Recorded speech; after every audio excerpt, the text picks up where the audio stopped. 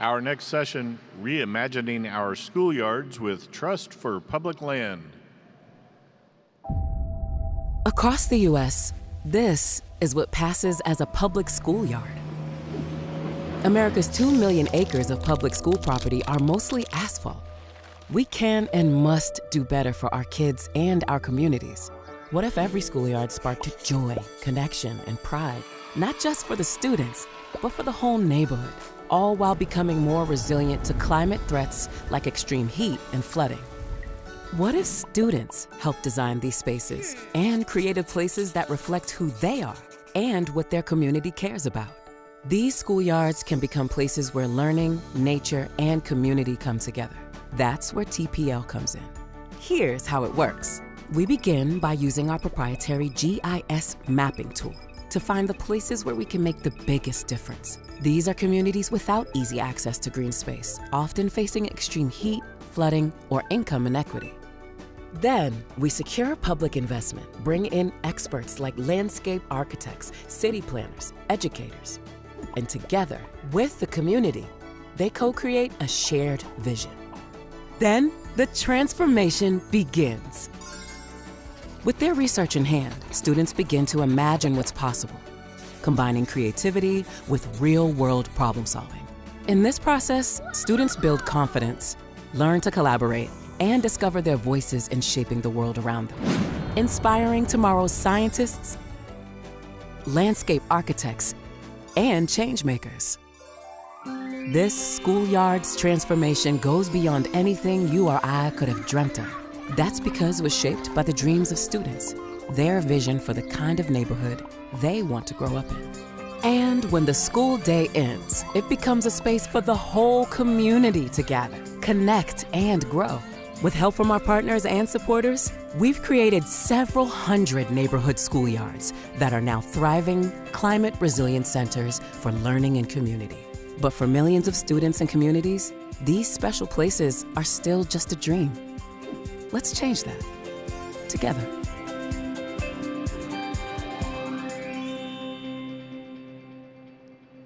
Please welcome our panel. Good morning, everyone. Hopefully that brought a little joy to your morning. Welcome to Climate Week New York City, and our panel today is Reimagining Our Schoolyards. I'm Carrie Hauser. I'm President and CEO of Trust for Public Land, which is a large national conservation nonprofit organization, and our mission is to connect everyone to the outdoors. Before we get started, let's take a minute to introduce our panel. And from my far left is Kristen Rosigliano, who's Acting Director of Green Infrastructure, Capital Planning, and Partnerships at the New York City Department of Environmental Protection. Naomi Moranzani, who is Senior Vice President of Climate and Innovation Philanthropy at Salesforce. Kristen Carvel, who's President of the GE Vernova Foundation. And our student representative, the most important person on our panel, with all due respect to my colleagues here. This is Saria Blair, and Saria helped work on her schoolyard. She is really inspiring, and I also want to call out that her parents are in the audience today. And we also have a special guest joining us virtually, and that is U.S. Senator Martin Heinrich from New Mexico. So as we gather in New York today, it's important to acknowledge that this conversation falls during Rosh Hashanah week, which is the new year in Judaism and a time of reflection, renewal, and hope for the year ahead. And in this spirit, we turn to the work of renewal and hope in our communities. Across America, millions of students spend their days on cracked blacktop or concrete schoolyards that bake in the sun or flood when it rains. And the majority of public school students now attend schools in extreme heat islands, which can be up to 17 degrees hotter than surrounding neighborhoods. In one UCLA study, a Los Angeles schoolyard blacktop hit 145 degrees, while the air was only in the mid-90s. A vivid example of how asphalt traps dangerous heat. Children are especially vulnerable to extreme heat, which studies link to heat exhaustion, dehydration, asthma attacks, and lower test performance, and higher absenteeism, to name a few. When heavy rain falls, these paved yards channel storm water into streets and sewers, worsening neighborhood flooding and pollution. Trust for Public Lands Community Schoolyards initiative is changing that in large cities like New York, Oakland, and Cleveland, and in smaller and tribal communities in places like Madras, Oregon, and Wanblee, South Dakota, and Santa Fe, New Mexico. We replace asphalt with trees, gardens, and modern play spaces that cool the air, capture stormwater, and promote physical and mental health. Redesigning schoolyards to stay open to the community after hours and year-round, that turns every single project into a neighborhood park. And I don't know if you remember your experience going to school. They closed the door at 3 o'clock, and those schoolyards were not open on the weekends. Now they're available to the community. With 2 million acres, 2 million acres of land that's available to us across almost 100,000 public schoolyards. It's right in front of our noses, it's right there. This is a highly cost-effective, overlooked climate solution, integrating heat and flood resiliency directly where people live while improving educational outcomes.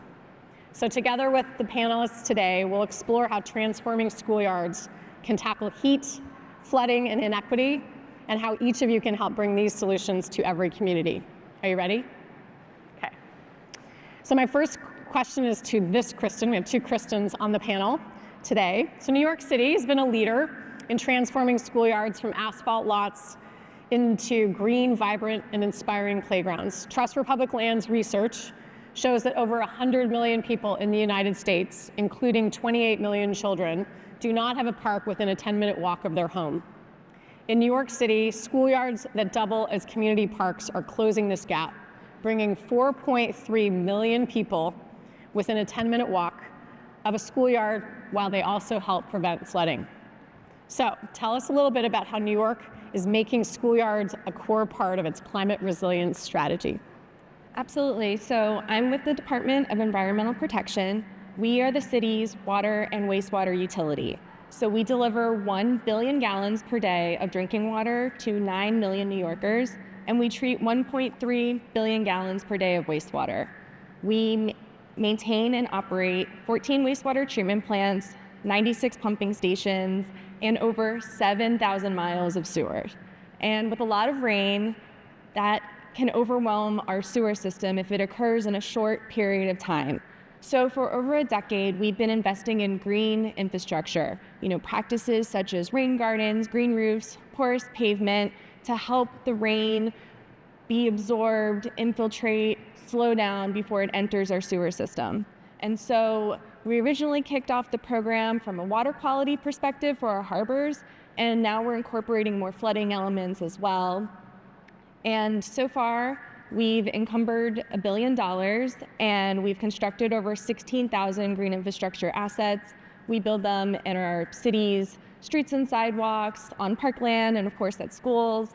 And we have our amazing partnership with the Trust for Public Land, and it really is one of the gems of our green infrastructure program. And so through this partnership, the city can invest in distributed stormwater management that's on site at these schoolyards. And at the same time, the Trust for Public Land can do what they do best and enhance the design process. So you're bringing in elements that, just our water and sewer rates alone may not have been able to cover. So what you get are projects that are absolutely beautiful. It's the pieces or the sum is greater than the pieces, and you have these wonderful green spaces for the community. It's great. Simple, right? Yes. Okay, so to Surya, you and your classmates were directly involved in reimagining your schoolyard. Across the country, students are asking for spaces that reflect their culture, take learning outside, and bring joy back into recess. So what was it like to be part of the participatory design process?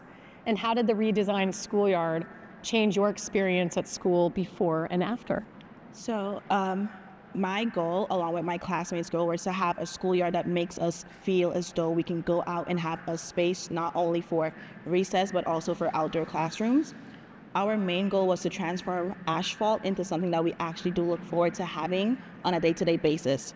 We implemented things such as more trees, sitting areas, and most importantly, a dual turf that's used for water drainage system when it rains, but also just soccer. Being a part of the design was one of my biggest accomplishments because I have seen how my work can impact scholars that are to come in the generations after me. And these are things that kids look forward to doing. Recess is now fun again. It's not just asphalt that's heated every summer. It's more of we're happy to go outside and sit under the gazebo because we just have it there. Now we have things to do besides staying indoors at recess. This is a big change that we're looking forward to, that we actually have, and we're excited to say that we're proud to be one of those schools in New York City that are blessed to have this opportunity. Thank you. There's 3 of your schools in Brooklyn. Yes, Borough Park. And we're celebrating another schoolyard opening on Friday in Brooklyn. So if you need a little dose of joy, we'll let you know where that is. All right, Naomi, climate change is already reshaping communities. The EPA projects that by mid-century, U.S. cities could face up to 60 additional days of dangerous heat every year.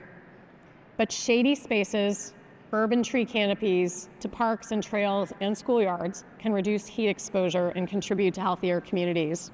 Salesforce has been a leader when it comes to implementing nature-based solutions in urban settings. Thank you for that.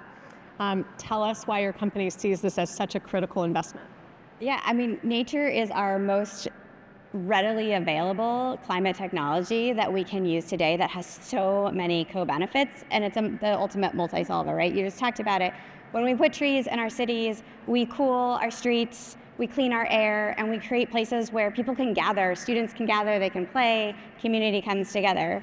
But what's really exciting for me about the Schoolyards initiative is Salesforce actually has a long history in investing in the public school system.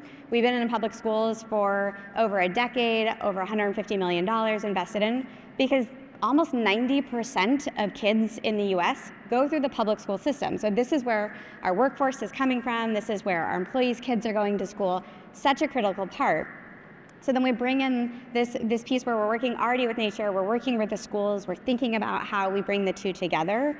We was actually able to go to an incredible site visit for a similar project, not with Trust for Public Land, but in Brazil, in Sao Paulo.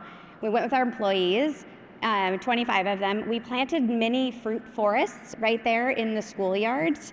The kids were able to we're growing avocados and blueberries. They're gonna use that mini forest, actually do a learning lab to teach about the ecology, to teach all this together. It's a place also to gather, and it was providing food security. So for me, it was like, absolutely, we should be thinking about how do we do this? And we're really excited that we're working with you for 3 sites in the Seattle area. It's gonna serve over 25,000 students through those 3 sites.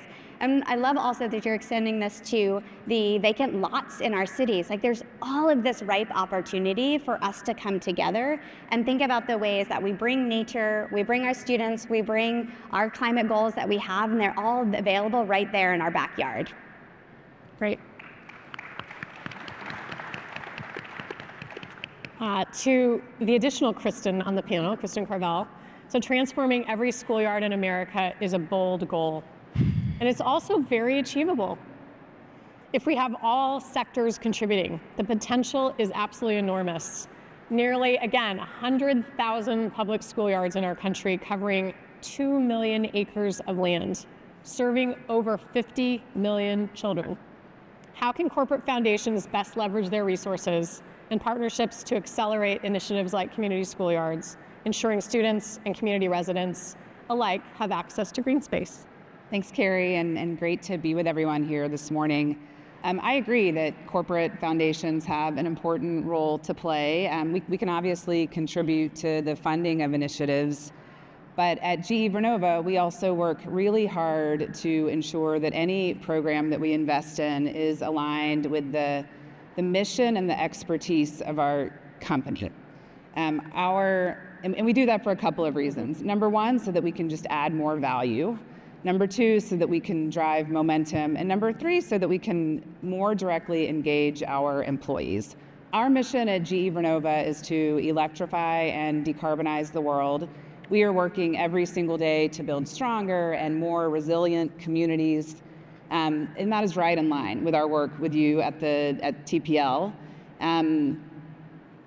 I would say that that number one allows us to do more meaningful work with the Trust for Public Land, and number two, it allows us to really engage our employees, and that's what adds the multiplier effect or the added capacity, is getting those employees involved. As part of that, we pick programming locations in communities where our employees live, where we have a healthy employee footprint. So for example, a couple of months ago in Atlanta, we worked with you all to transform a public schoolyard.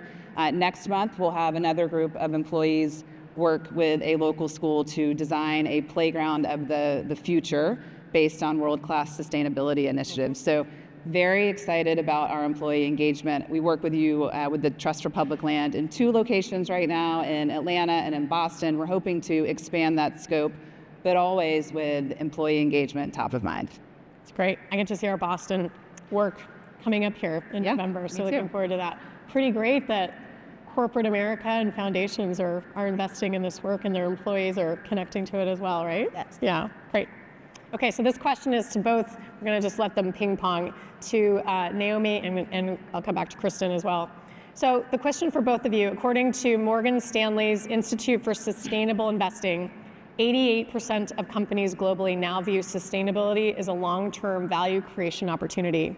And over 80% report being able to measure returns on sustainable investments just as they do for other strategic investments. So given those findings and your organization's strong commitment around nature and sustainability, how do you decide where to invest? You sort of mentioned it a little bit, where your employee base is. Maybe ferret that out a little bit. And how are these commitments brought to life? And I'll let you two duke it out as to who starts. Go ahead. Yeah, so at Salesforce, we've been on our sustainability journey for over a decade. I think like every company, we continue to evolve and think about our strategy in a lot of different ways, pilot and try things out. But one of the things that has become really clear, and if you're here at Climate Week, you're probably hearing a lot about climate finance. Like, how do we mobilize climate finance? We need to get the banks and the flows, all of that together. But what is often overlooked is that a company itself has that full capital stack at its disposal, right? We have philanthropic capital, we have our procurement capital, most of us are doing a form of investment in other companies. We have abilities to raise, we did a $1 billion sustainability bond. Like, there is a lot of ways as a company ourselves can do this.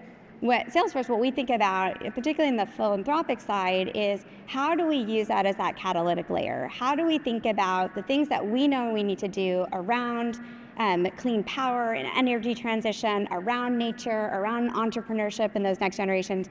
How do we think about incubating and supporting those catalytic opportunities? And how do we ensure that it is rooted in our communities? And I think this is where it's super important. When we think about the communities, they are closest to the challenge and that problem. They also see the possibilities. I mean, you hear it from the students who understand what they need to do to transform their yard.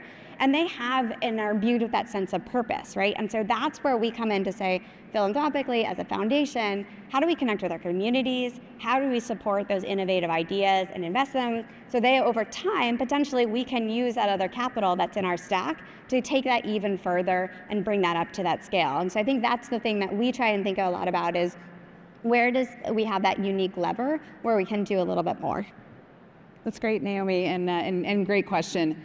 I will answer it with both my company and my foundation hats on. I'll start by saying that sustainability is core to everything that we do at GE Vernova, and every decision that we make is guided by our unique sustainability framework. It has 4 quadrants: electrify, decarbonize, thrive, and conserve. So every decision, whether it's as a company deciding what new technologies to innovate, or as a foundation deciding what initiatives to invest in, it's all guided by a similar purpose with this framework. And that's a really helpful tool. When it comes to specific philanthropic initiatives, there are so many worthy initiatives to invest in. And so we decided early on that we would focus on two areas, and that's building the next generation STEM workforce and also building stronger and more resilient communities. Once we narrow down programs in those two areas, we test it or measure it against a set of metrics that we designed in-house, asking ourselves questions like, what is the impact that we can make? Do we have an employee footprint in those locations? And then once we land on the program, we almost immediately announce it to our employees and ask them to get involved. We work for a mission-driven organization. Purpose and giving back is important to our employees, and that's the most prominent way that we bring our initiatives to life. Great, wonderful. All right, Surya, you're back up on the hot seat. So you shared with us earlier that these transformed schoolyards are designed by students, teachers, and the larger community, and volunteers obviously help with the sort of sweat equity in them and volunteer in that way. That collaboration is part of the secret sauce that makes them so effective. And I will say, having been in my role for almost a year now and seeing a lot of our schoolyards, these are safe, clean, no graffiti. They have been invested in at that local level. People care about them, those communities care about them. It really is a remarkable sort of social opportunity for the larger community. Research shows that when young people help shape their own environment, they gain valuable design skills along with a lasting sense of civic responsibility and confidence in their voices. In fact, one study found that students who participate in a green schoolyard design are more likely to see themselves as leaders in their communities later on. You have helped create something that will shape and improve the lives for decades to come. So talk to us about how this experience has influenced your path, your sense of civic responsibility, and your belief in your ability to make a difference in the future. So as a student, I believe that we are the future and we're that change that we want to see in the future. So it is not only a natural right, but it's also our job to improve our environment in the ways that it positively affects us. I have firsthand seen how, as students, we can shape our community, we can shape our environment. Our schoolyard is not only open to our schools, but it's open to the entire community. And there have been times whereby you would see mothers and their kids coming to play. And it really says to me that as a student, I have done my job, I have done my role by creating something that's not only sustainable for my school community, but the entire Borough Park community as a whole. This is a change that we have, and we're so excited to say that anytime you're in the neighborhood, it is something that you should check out, because there's every day there's something there that you don't see on a day-to-day basis. You don't see schoolyards throughout Brooklyn that has kids constantly there every day because they lack of equipment. They don't have swings, play equipment. It's different when you have it and you can say, as a student, I have done this. I have changed my community. I have made a difference so that when I leave, I am proud to say that as Surya, I have made a change. I also want to say that Trust for Public Land has also guided us this entire way, and we are so grateful to have them as our partners who have helped us immaculately throughout this entire process. And we are so grateful to each and every one of you who has helped us throughout this entire process, and we want to say thank you so much. I don't know, I think my job is done here. So really quick question that you didn't know was coming. You're a senior in high school. Yes. What are you doing next? What do you plan to do next? So my next plan after high school, my post-secondary plan is to major in nursing at Hunter, and after that, I will go on to have my PhD at SUNY Downstate in nursing.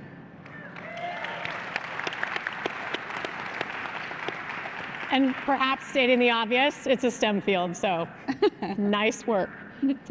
Okay, Kristen, we're gonna go back to you.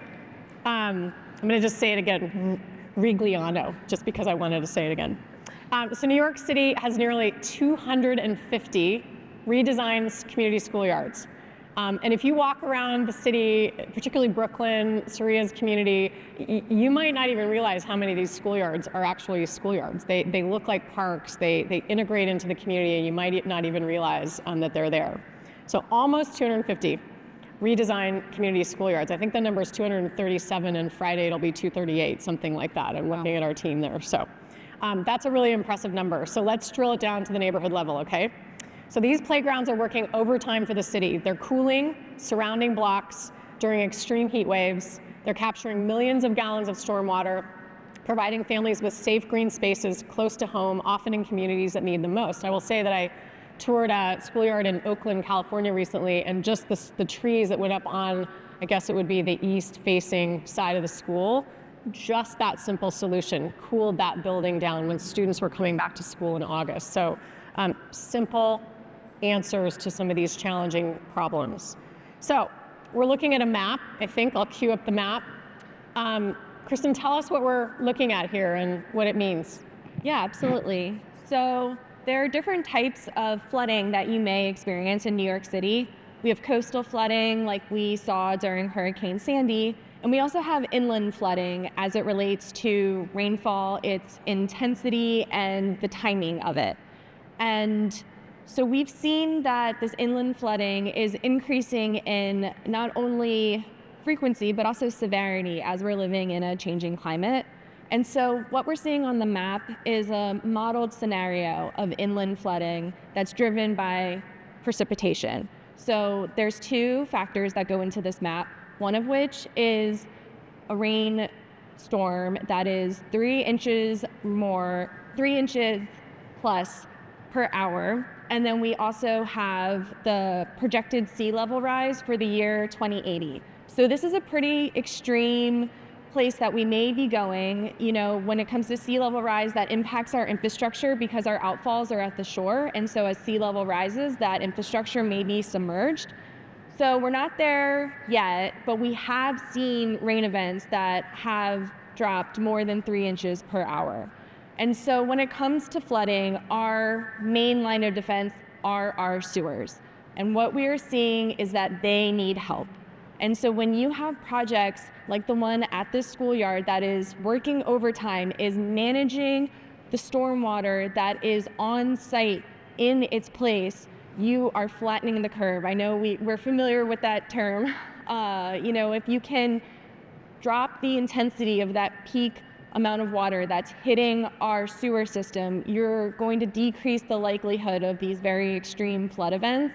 And so you're softening the environment, you have green infrastructure at these transformed schoolyards, and the green infrastructure, it's absorbing, it's allowing the stormwater to infiltrate, and at the end of the day, you have a more resilient community, a more resilient sewer system, and a more resilient city. So these projects make a big difference, and you know, having this distributed stormwater management really is the key to the future as you know, we're looking at what 21st century rain looks like. Yeah, it's great. I've often used in some of my comments schoolyard here in New York that during Hurricane Sandy was literally underwater for a week. And Hurricane Ida came in, I think, 9 years later, and there was not even a puddle. So they work. They capture and they drain like a sponge millions of gallons of stormwater.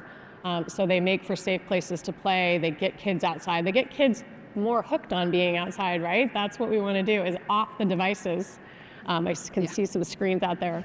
And outside playing, collaborating, being with each other, problem solving. They're places where civic engagement starts. It is a place that it's just something that we need desperately right now. So if you can also look at these schoolyards. If you all remember what your schoolyard was like, you go, you get banged up, you work it out, you play kickball, somebody loses, somebody wins.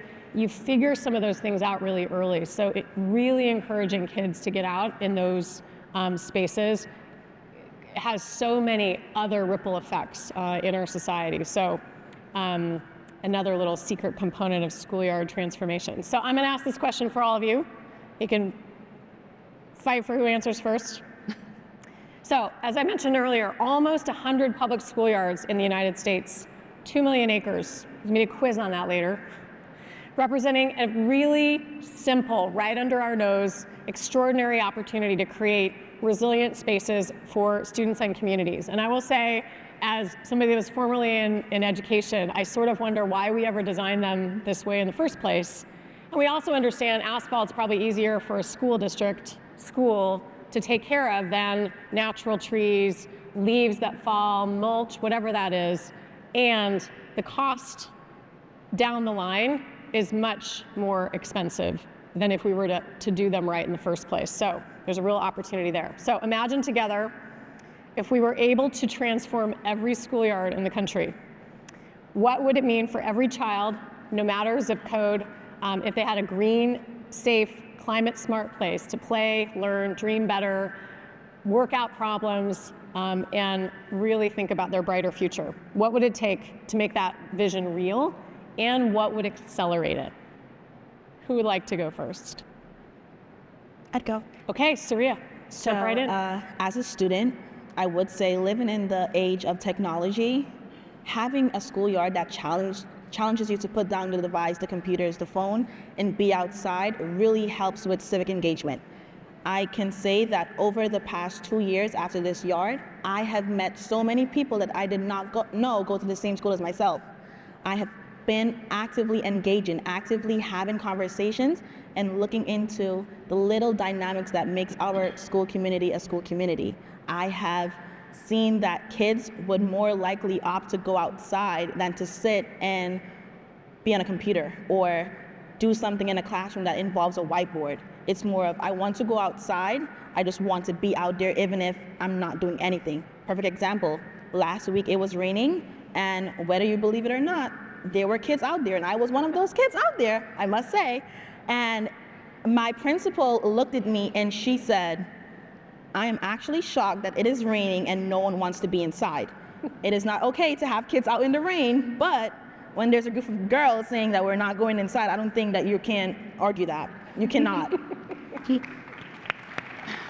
I agree, and I can pick it up next. Look, I love what you're both saying about getting kids off of screens. I have 14-year-old twins. That's always on my mind. Love the big, bold vision that you have at GE Vernova.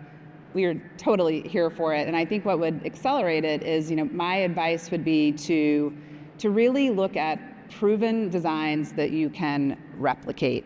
So things that we know work well, and that also preserve important elements of the community. But I think that's what's going to help us, proven designs, to move at pace and move at speed and scale. Well, we have a plug and play design, ready and able. So I'll pick up from that, and I think I love actually how you initially framed it, because I think like the unkept secret here, or the secret that no one knows about, is that school districts often are the largest landowners in cities. They're also the largest transportation providers and food providers. Like, the schools are so ripe when we think about our climate goals and how we get there. So when you talk about the acceleration that needs to happen and the repeatable designs, my offer here to this group is where I think AI really has the potential to come in and help. Organizations like Trust for Public Land, any of the NGOs or the public sector that's working on it, are often constrained by human capital. Like, there's just not enough people to move things along at the pace that we need it to happen. So we run a program that is called the Agent for Impact Accelerator. It provides funding, it provides donated technology, and really importantly, it provides a team of pro bono specialists who understand the technology and the architecture of that to help organizations extend their human capital with that digital labor. And we've seen it with organizations like the Forest Stewardship Council that's able to go through 450 pages of documentation and have an agent do that first pass. And so when we think about the regulation and the permitting, this is where AI can help extend that and move it faster. So what does that blueprint look like?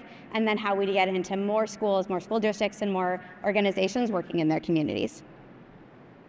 Yeah, and I'll take it from a city perspective to other cities. Some lessons learned that you can take from New York is, the big investment in green infrastructure. It helps bolster your sewer system and overall just makes the system more resilient. And then seeking out those strategic partnerships like we have with the Trust for Public Land, the level of excellence that comes with these projects is, it really is something that we're so proud of and grateful that we have this partnership with you all. The projects are amazing, and helping the community benefits as well. There are, of course, inherent co-benefits to green infrastructure. You have the vegetation, stormwater management, things like that, but just transforming a whole community is so special. It's great. And I might call on the fact that the title of my organization is Trust for Public Land. And in the last month or so, there's been a lot of conversation about public land. And by and large, every American stood up and said, public lands are important to us, regardless of political disposition, regardless of where you live, regardless of anything else. This is a place that brings us together as Americans. And I don't know about you, but right now I certainly need that. And it's also important that Trust for Public Land, one of the things that makes us fairly unique is that we do work on very large landscapes traditionally. We add land to national parks and forests and sort of some of that, quote, traditional large public lands work. It's also important to note that schoolyards and local parks and these places that we go to, urban gardens. In New York City, Trust for Public Land has done a lot around urban gardens, places that we see, these small little postage stamps and parks and places that people go out. I mean, the number of dogs that are being walked in New York City at any time is really remarkable. Public lands also include these local places in urban settings that sometimes are filled with asphalt and tall buildings and skyscrapers. And these are places where people get outside, and they're so important to physical and mental health for all of us. So this, again, right under our noses, this is a really incredible opportunity for us to continue to transform these places. So we're gonna end with a big reveal. Are you ready? So we've been discussing the urgent need to create safe, green, and healthy spaces for every child in America. And that vision is going to turn into a national priority at Congress. One of Senator Whitehouse's colleagues is with us. And if he were not in Congress today, he's one of the strongest supporters and champions of our schoolyard work, and that is Senator Martin Heinrich from New Mexico, and Senator Whitehouse mentioned him earlier. And he very much wanted to be here in person. Instead, we will share a virtual message, and you hear it here first. Ready for the scoop? Let's turn it to Martin Heinrich. Hi everyone, I'm Martin Heinrich and I'm the senior senator from New Mexico. My best memories as a kid were exploring nature. As an adult, I got to help kids in New Mexico do the same, exploring and hiking the public lands of our state. As a father, I took every opportunity to explore our public lands with my two sons. But not all children have these opportunities. For many kids, the closest and most accessible outdoor space is not a national park or even a neighborhood park. It's what they see right outside their classroom doors. Across the nation, organizations like the Trust for Public Land and Green Schoolyards America are working with schools and communities to reimagine school grounds. Schoolyards hold the potential to give all children opportunities to engage with nature, just as I did and just as my kids did. I am here to announce that I am reintroducing the Revitalizing America's Schoolyards Act to provide schools and districts with grant funding to turn their blacktops into enriching outdoor spaces.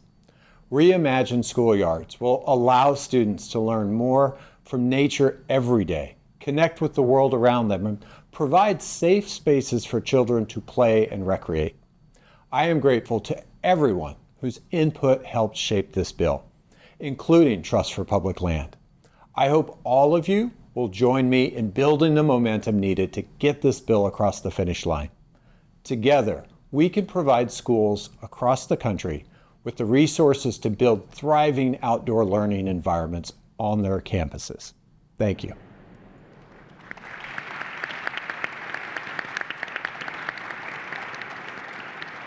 That's pretty exciting. So now you have another reason to call your senators and Congress people to sign on to this bill. So we're really excited about that. So this is an opportunity to make this a new standard. It is not just nonpartisan, I would say it's unpartisan in this country to do this work. Really important for every child and for every neighborhood in our community, in our country. And with your support, we can make it happen. So you have a QR code in front of you. This will help you sign our petition for this legislation that Senator Heinrich is reintroducing, and we really would ask that you join us. I also just want to say, some of you may be interested in this work. I have a number of colleagues in the audience, if they would just stand up so you know if you have one right next to you. Thank you to the team at Trust for Public Land, Please find them, ask them a question, see if you can get involved in this work. We would certainly love to invite you. And I very much want to thank this panel today. Saria, as we were walking out, said to me, it's a whole panel of women leaders. And I think proof is in the pudding that Saria is a really good example of this work. Her parents are right there in the front row, must be incredibly proud of her. This is the product of this work. This is the engagement that happens. This is the opportunity that students, young adults get to experience this and get to really experience leadership for their future careers. So I don't know about you, but if I ever need a nurse in a few years, I'm going to be looking for Saria. So thank you so much.